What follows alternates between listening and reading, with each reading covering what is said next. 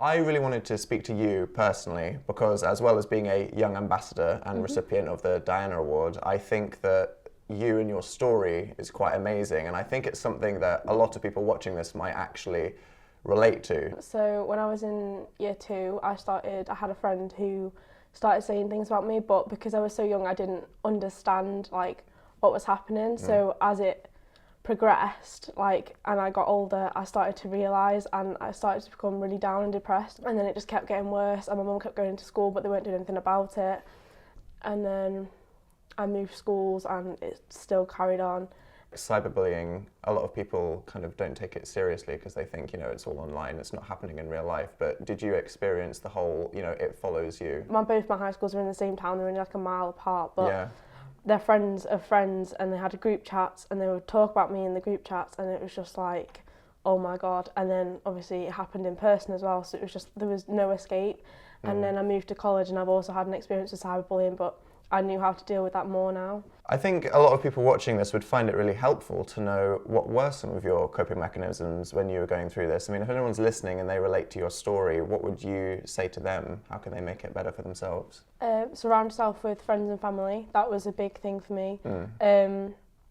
And trying to stay happy, and music was also a massive thing, like music and singing, because I think I de-stress by singing.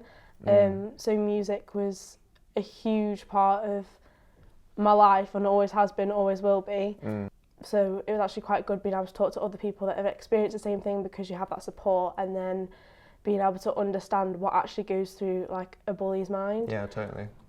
And I guess that's why it's so important to have campaigns like Stop Speak Support, because if you get everybody thinking about it and understanding it, then people can not just help each other, but they can help themselves. I mean, what do you hope that people that become aware of the Stop Speak Support campaign learn from it?